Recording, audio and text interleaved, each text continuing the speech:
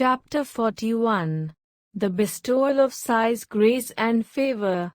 I bow down to Sri Ganesh. I bow down to Sri Saraswati. I bow down to the Guru. I bow down to the family deity. I bow down to Sri Sita Ramchandra. I bow down to Sri Sadguru Sai Nath.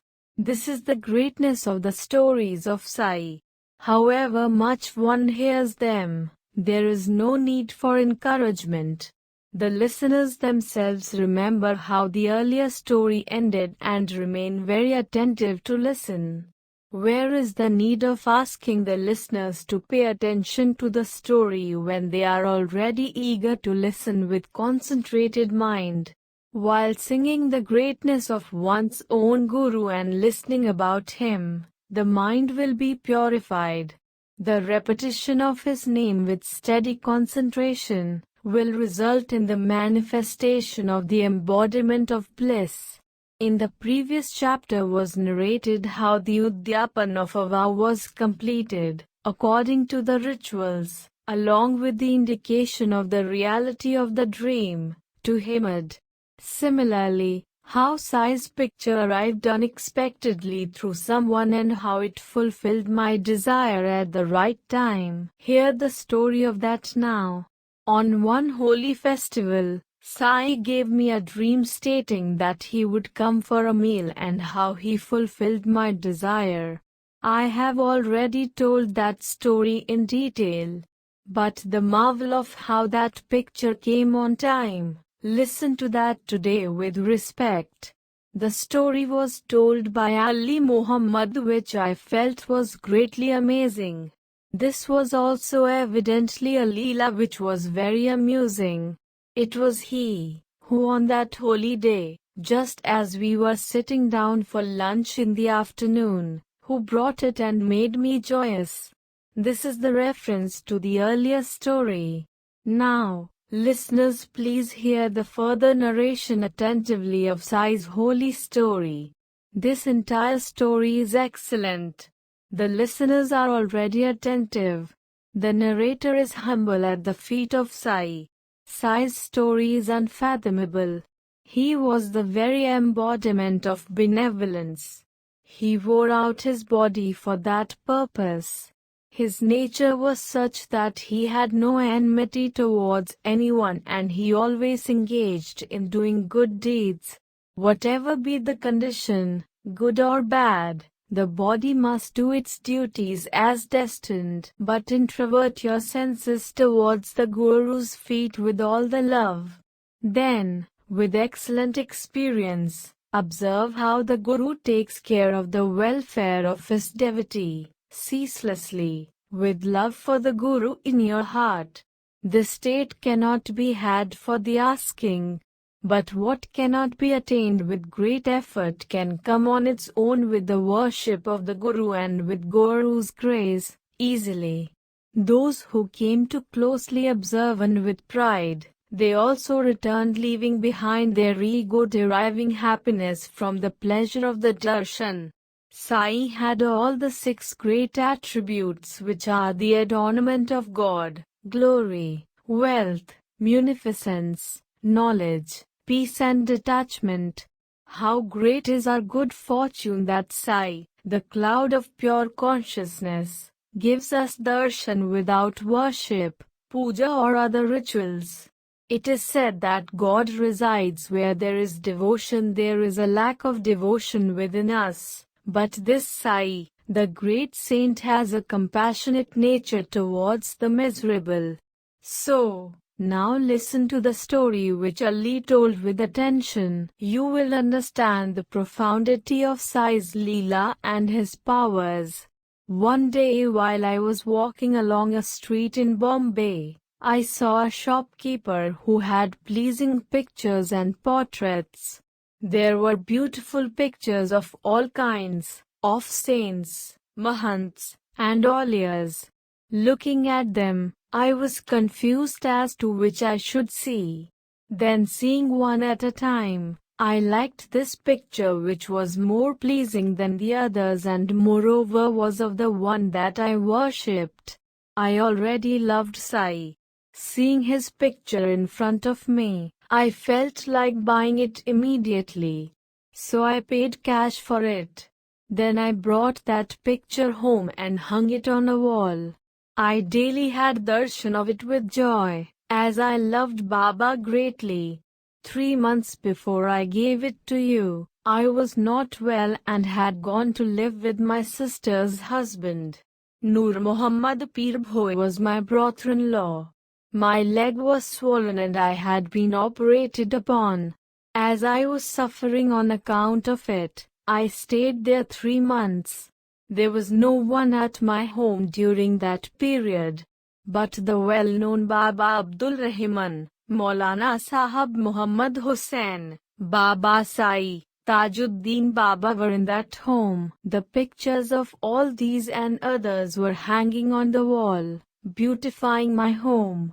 But destiny did not leave them also. Here I was in this state and even the pictures were caught in the bad period of Saturn for 7.5 years. I think that whatever has been created will face destruction inevitably. This being the case, how Sai alone became an exception no one has been able to explain to me till this day. When you listen to the whole story about this you will be amazed. You will understand Sai's own ends with the movable and immovable. His powers are inconceivable. A small picture of Saint Baba Abdul Rahman was with Muhammad Hussain, who was known as Tharia. Many years ago he had given me a copy of it, which I gave to my brother-in-law, as he was his devotee. It was lying for about 8 years in the drawer of his table. When he came across it unexpectedly once, he took it to a photographer's shop in Bombay. He enlarged the photograph to match the life-size Baba Abdul, so that he could take it as a gift for him, so that he would be filled with love. He made some more copies and gave them all to friends and relatives, out of which he gave me one too and I hung it on the wall. Then this extremely beautiful picture, Nur Muhammad became anxious to present it to Abdul Rahman, when that saint had many people assembled around him, with reverence. Abdul Rahman, on seeing the picture and realizing his intentions, became extremely angry and got up to beat him. Abusing him and treating him with indignity, he sent him away. Because of this, he became very dejected and it created a lot of anxiety. He felt humbled, impoverished, sad and dejected. Not only had he lost a lot of money but also the Guru's grace. A difficulty had arisen. Till this day I was endowed with the Guru's favors. But the same me has now become the cause of his anger. Thinking thus and being in doubts, he began to immerse the pictures. He said, "From now onwards I will not keep the pictures of saints in my home. I have lost my Guru's love because of them. Why should I do this work without any fulfillment?" Further he said, "If my Guru is annoyed with me because of this picture, it will get me into difficulties sometime or the other. It is of no use to me. This is also image worship, which my Guru disapproves. Then why displease him? What is the purpose of this picture for me? A lot of expenditure has been incurred for collecting these pictures, but there is no alternative than to immerse them. Therefore, my brother-in-law, thereafter carrying that picture himself, went to the dock to immerse it, refusing to give it to anyone who asked for it. He went right up to Apollo Bandar, hired a boat, went as far as he could in the sea, and finally immersed it. So be it. He did not stop at that. He did the same thing at Bandra. He persuaded all friends and relatives to return the copies of the photo to him. He said, "Abdul Baba is angry.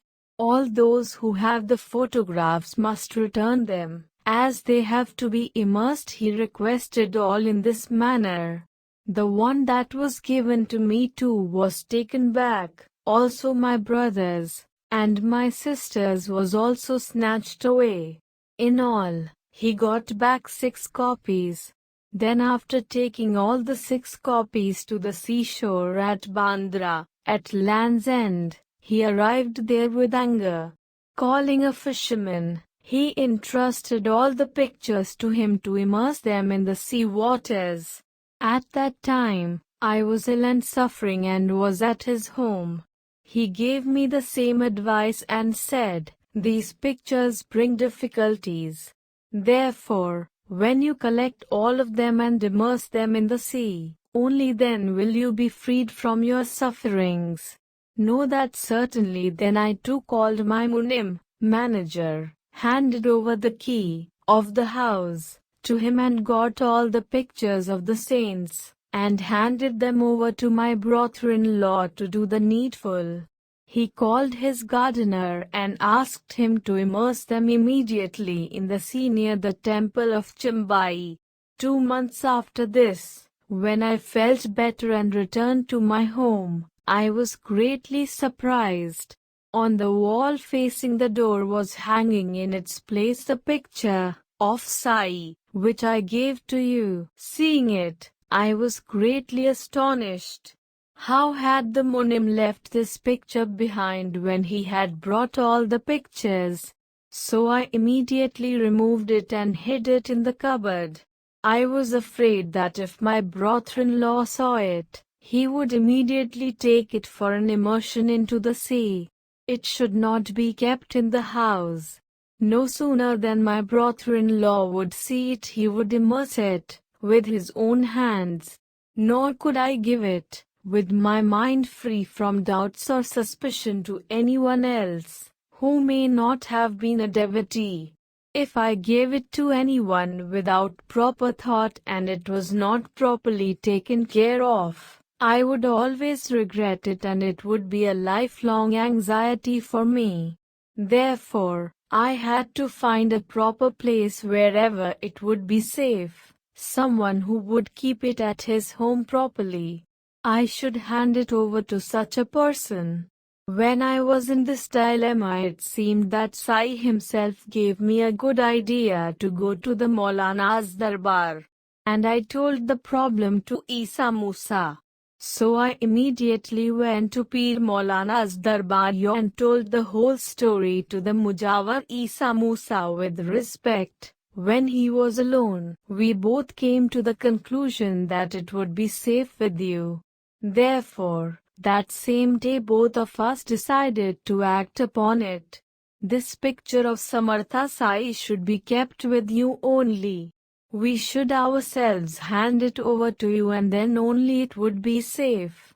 So, according to our firm decision, we presented the picture to you with reverence. But seeing that the lunch was about to be served, I returned hurriedly. You did not have the time to listen to this long story at that time. So I decided to narrate it to you at leisure, and with that intention left. It got postponed day after day, and 9 years passed away. Today we have both met again unexpectedly. With this narration I was reminded about the earlier background. I related to him the marvel of my dream, and the connection between the two was marvelous. Isn't this Leela wonderful? Now listen attentively to another story about how Sai lovingly took care of his loving devotees. Sai is very fond of those who have true love for spirituality. Removing all their difficulties, he enjoins them to bliss. Bala Saheb Deo had an interesting experience of this kind in fulfilling his vow. His wish was fulfilled and he was enjoined to bhakti. There was no way out except to do service during the day for his livelihood. But at night, why should there be obstruction in his exertions for spirituality? He had the desire since a long time to regularly read the Gyaneshwari. but due to some difficulty or the other, he was not able to do so. Just as he read one chapter of the Gita every day, he wanted to read one chapter of the Gyaneshwari, but he could not do so without interruption. When he undertook the reading of any other religious book, he could do so regularly, but as for the Gyaneshwari, which he greatly loved, it eluded him. Once Deo took leave for 3 months to first go to Shirdi and then to his home at Pur for rest. What happened there? There also he read other religious books regularly, but his wish for Gyaneshwari was unfulfilled as the opportune time did not come. Whenever he took up the Gyaneshwari, some doubts arose in his mind. So his reading became superficial and he could not create love for it. What is the point in being distressed when he could not succeed in his resolution? He could not read even 5 stanzas every day. He made a decision to read 5 stanzas every day. I could not even do that much reading with joy and regularity. Therefore, I came to the conclusion that only when Sai created love for it and says read, that I will undertake the reading without any problems. I have faith in Sai.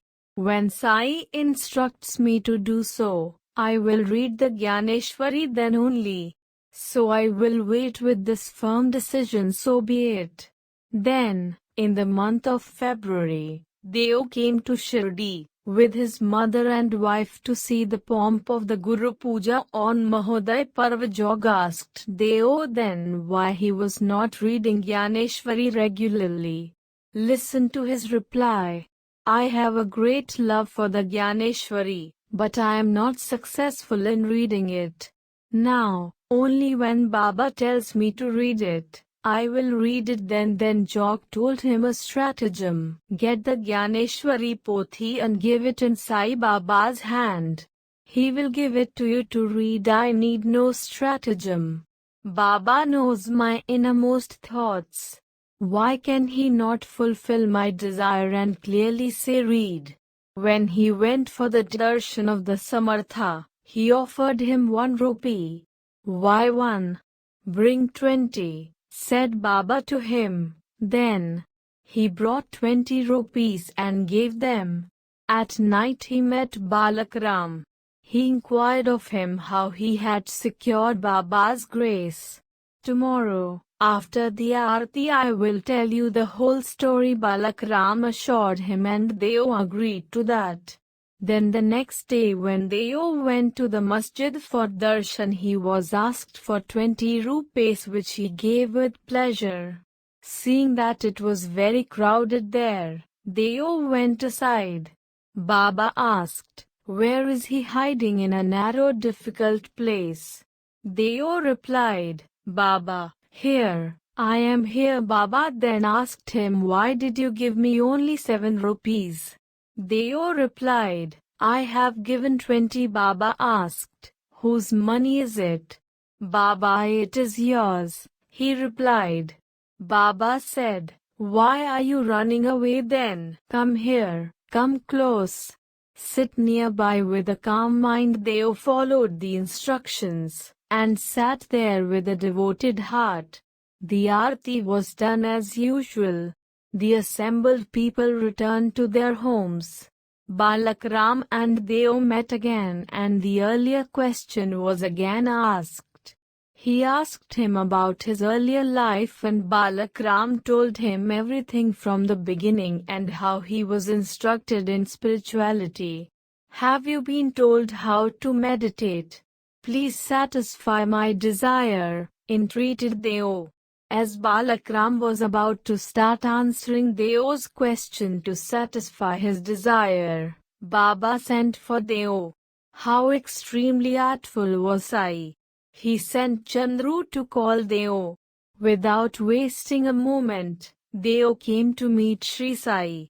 It was afternoon. Sri Sai was seen, leaning both his hands on the wall of the masjid. As soon as he went, Deo bowed to him. Baba then asked him, Where? With whom? And what were you talking? Then Deo replied, on the upper story of Kaka's house. I was hearing about your glory from Balakram and talking about it. Baba ordered Deo, bring 25 rupees. Bringing the money immediately, he tendered them to Baba. How many did you bring? Baba asked. Deo replied, 25. Baba said, come, sit down, and Deo went with Baba to the masjid. Baba sat near the pillar and there was no one else in the masjid. He said, you have stolen my rags. Without my knowledge I know nothing about any rags, explained Deo. Then, look for them somewhere here, Sai told him. Where are there any rags here? Deo asked at that moment. Baba got up saying, you search for them. Stealing is a bad habit. Some brat has taken them. Look, look, they should be here. Hearing this, Deo looked again but he did not find any. Then raising his eyebrows, Baba looked here and there. With eyes fixed on Deo, Sai shouted at him, you are a liar. Who is here besides you at this time to steal the rags? I believe you are the thief. Do you come here to steal, in this way? Your hair has turned from black to white but your bad ways have not gone. I will hit you with an axe. I will cut you to pieces and kill you. Where will you escape from me? Wherever you are, I will come and kill you. When you come to Shirdi from home, is it to steal? Take this back, which is yours. Bring back my rags to me. Sai became red with anger. He abused him with a string of words, beginning with the mother and the grandmother. He became redder with fury. Seeing that Sainath was furious, Deo stood still watching him with wonder and full of inner amazement. Deo was near him and alone and felt that his turn had come to receive a beating. Or was this a beautiful vision of God?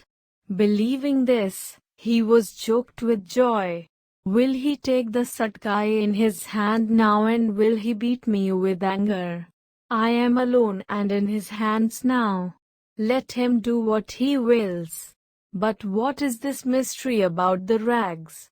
Deo did not understand anything. Go away to one place. When Sainath said this, he moved towards the steps. I am incapable of understanding this hidden meaning about the rags. If I receive Sai's grace and learn about it, I will relate it to the listeners. Within a quarter of an hour, Deo again faced Baba. When the abuses were still continuing, have you again come up? Sai said. Go away again to the Wada. As Baba said this, Deo obeyed the orders, bowed at Sai's feet and returned to the Wada. All that had happened and the manner in which it had taken place was described from beginning to end by Deo to Jog and Balakram. Baba's volley of abuses continued for nearly half an hour.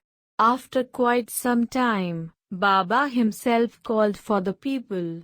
Deo also then came and sat in the midst of others. The old man must have felt bad, said Sri Sai later. What is the value of rags? Even then I have offended him by using abusive language. But he had committed a theft. So what was the remedy but to speak out? So be it.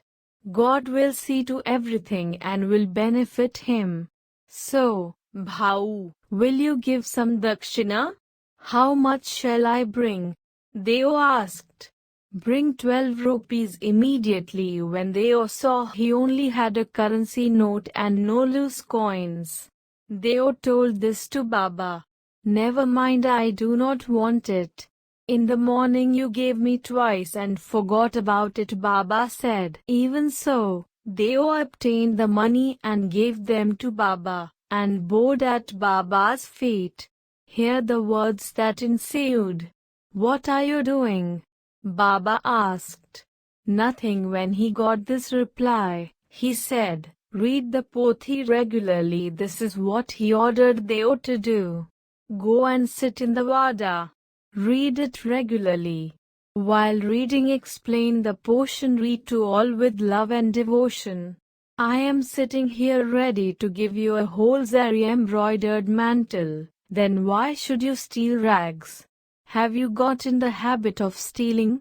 So be it. The words of Sai to read the Pothi fulfilled my innermost desire, and I was extremely happy. Obeying the order, I then started from that day onwards reading the Gyaneshwari regularly and also started explaining it. Now I had got the desired orders. The worry of my mind in keeping my vow was removed. From now on, while reading the Gyaneshwari, there will be regularity in the work. Now with my Guru's orders, Gyaneshwari is also propitiated. Irrespective of whatever has happened in the past, I shall now be regular. I am confident that with Sai's orders, and with the power of his instructions, I will be able to do the paraya of the Pothi without any obstacles. Baba, I come prostrated before you. I am totally surrendered to you. Take this child under your wing. Get the Pothi read by me. I realized what was meant by rags. What I had asked Balakram constituted rags, and Sai had not approved of that and had, therefore, got angry. Baba had not liked my questioning Balakram as to how he worshipped or how he meditated on Parabrahm. As Baba was ready to answer any questions himself, why ask questions to one another? Therefore, I had been tremendously harassed. Harassed, that word itself is rude and impudent.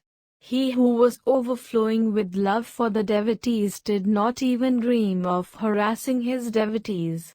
Then the word and its use is wrong. He did not harass, but he taught me that whatever is in your mind, all that has to be fulfilled by me, and whatever is stolen will never be of any use. Though Sai appeared outwardly to be angry, he was always calm within. He appeared angry outwardly, but he was full of bliss within. The anger that was shown outwardly was on account of affection. Within, he was in divine bliss. One must be fortunate to sing of the grandeur of that Sai's Leela. He who has an intense desire to achieve his objective believes that the volley of abuses is a shower of flowers and blessings, keeping one's mind fixed on one's own welfare. Deo was not shaken on hearing the very abusive words which were offensive to the ears. He was full of love for Baba, and he felt that only a shower of flowers had rained on him. Only the fortunate can enjoy the milk with which the cow's teat is gorged. The cat allows, though near the teats full of milk, prefers blood due to its fate. The frog lives in the vicinity of the lotus flowers. The bee snatches the honey from the lotus, while unfortunately the frog eats only the filth. There is no limit to the bee's good fortune. Similarly, you are fortunate. We are close to one another. Ask whatever you want and get your doubts clarified, says Sai. Observe my obstinacy about the Pothi. I did not open the Gyaneshwari to read till the moment he said read. And Baba fully fulfilled my desire. How the darling mother spoils the child and fulfills his desires. This is the story of this sweet experience, which strengthens devotion. Deo said, he did not stop at merely directing me to read. Before a year passed, he gave me a dream vision. Listen to the amazing question. He asked me, on ND April, on Thursday morning, I got a boon of a dream. Sai Samartha appeared in the dream to have come and was sitting on the first floor. He asked me if I understood the pothi, to which I replied in the negative. Another question then followed. When will you understand it then? My eyes were filled with tears, and here the answer I gave. Reading the pothi is mere worry unless you shower your grace, and understanding it is even more difficult. Baba, I confess this clearly. Baba said, while reading the pothi, you make too much haste. Read it, in my presence. Sitting near me when Deo asked what he should read, he was told to read Adhyatma. As Deo went to fetch the book, his eyes opened. Deo awakened then. Listeners can imagine the state of his mind when he thought of the dream. Who else would care to wait for a year and then find out if the child is obeying the instructions strictly and regularly reading the pothi? Who would take on such an unnecessary worry? Has the discipline been followed? Has the lesson been regularly followed? Where and why is there any failure? Who else would show this concern? What should the reader pay attention to? What should be given greater importance? Sai, the loving mother, alone can emphasize this.